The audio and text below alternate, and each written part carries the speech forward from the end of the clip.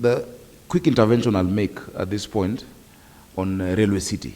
Railway City is such a key flagship for us.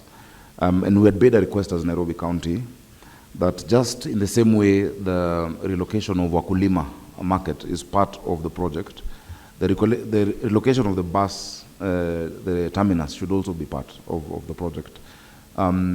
Because if you look at the hub of the NMT, and we're talking about intermodal, transport, some people will still have to end up in the matatus. We have looked for where to integrate them within the central business district, and there is completely no space. The only space we can get is where we have Easy Coach right now, right next to the Railway City. If we can incorporate that as part of the project, I think the project will really move faster. And High Commissioner Neil, I hope that we can think about that. We've explored all options. The Green Park has not worked, and in fact, we have proposed change of use of what would be the Green Park terminal. It has not worked. All the pilots that have been done have failed to take off. I know Kenha is currently doing some tunneling around that area, but we need to reconsider. So I hope we can have that conversation, because the Green Park will be a hub for all of these modes of transport, the BRT lines, the commuter rail, etc. I have seen the impact of NMT. NMT has had huge impact, even in the social outcomes of just having dignified way of walking. Of course, most of our people don't walk out of choice. They walk because they can't afford the rest of the modes of transport. But you can see them having a sense of dignity. You can see the children smiling. You can see the women appreciating in the areas where we've done NMT. We want to do more of that as Nairobi County government, as well as cycle lanes, so that we can ride to railway here, for the next meeting, in future, we should be able to ride our bicycles. Apart from the health outcomes, it's good for the environment. We have a proposal on NMT that would want to present even here. If you look at the Nairobi River Regeneration program, the Nairobi River, Madare River, and Ngong River present a very natural route for people to walk. Our rivers were inverted in 1948, where we left that buffer to the informal settlements, and that is why you've seen, after the flooding, most affected were the informal settlements.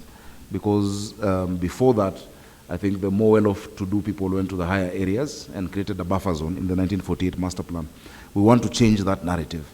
If you look at the commute from Kamkunji to Westlands along the river, and I'm glad you and Habitat are agreeing with me, it will take you 15 minutes. If you go Westlands to Naivasha Avenue in Waithaka, it will take you less than an hour. But we forced our people to walk like vehicles, on the road. And so that Greenway project, and every cloud has a silver lining. The flooding has enabled us to recover a lot of the riparian. Unfortunately, but it's a silver lining that now we have the space to implement even the first 20 or 30 kilometers of the NMT, and I hope that would be prioritized. Ladies and gentlemen, the purpose of the meeting is to discuss and coordinate our efforts for the successful implementation of the G7 Plus Secretariat within the NGCS, using prioritized projects of the transport sector as the pilot. This is informed by the Partnership by Global Infrastructure and Investment, the Partnership for Global Infrastructure and Investment, PGII, launched by the G7 members, that is Canada, France, Germany, Italy, Japan, the United Kingdom, and the United States, during their 48th summit in June 2022, as earlier indicated. The G7 members pledged to mobilize $600 billion to support transformative infrastructure projects in developing nations. Kenya would wish to proactively draw on this support and demonstrate how a nation can leverage its internal coordination mechanisms to make the most efficient and effective use of development partner funding. This will set a solid foundation to build a case for even more support.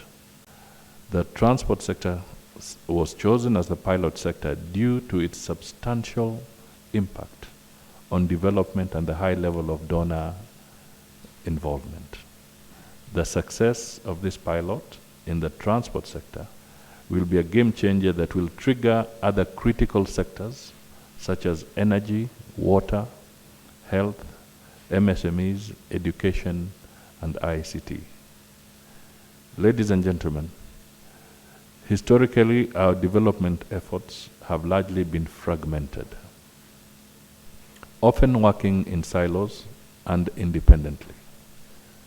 The pilot phase of the NGCS G7 Plus Secretariat has enabled us to learn that despite harmonization, alignment, and coordinations efforts over the years, there still exist silos amongst the development partners and also the government departments.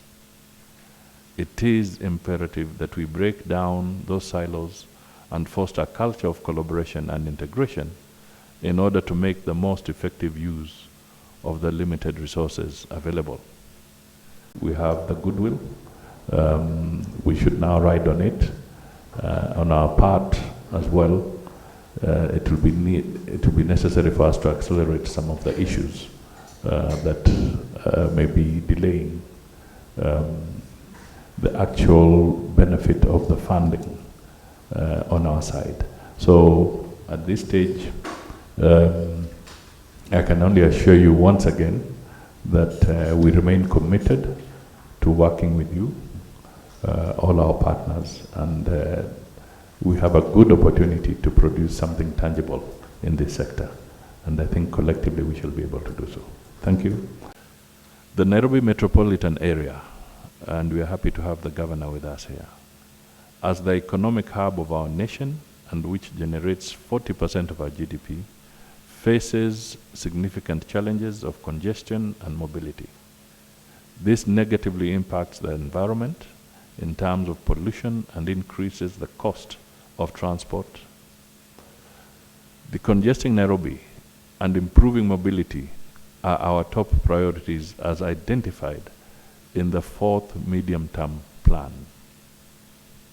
The government is primarily focused on improving urban mobility by enhancing commuter rail, bus rapid transport, non-motorized transport systems, and Nairobi Railway City. The selected projects have been identified by the State Department of Transport in the Ministry of Roads and Transport as priorities that will produce real, impactful, and sustainable outcomes for the people of Kenya.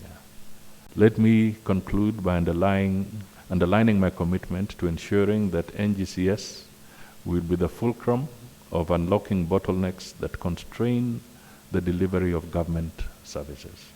It will facilitate and coordinate the implementation of these programs and projects for the betterment of the people of Kenya. We see this program as genuinely transformational. And in that spirit, we're therefore delighted that we think this project should be eligible for the Partnership for Global Infrastructure and Investment under the G7 Plus initiative. And for those less familiar, this is a program that was launched at the 48th G7 Summit in Germany in 2022. And so the potential is absolutely enormous. And this program is a flagship program under that initiative, and we expect it to be celebrated that way at the G7 summit next week. So this is a nationally important, but even an internationally important program. And we hope that will help secure the access to international funding and expertise which can drive this project forward.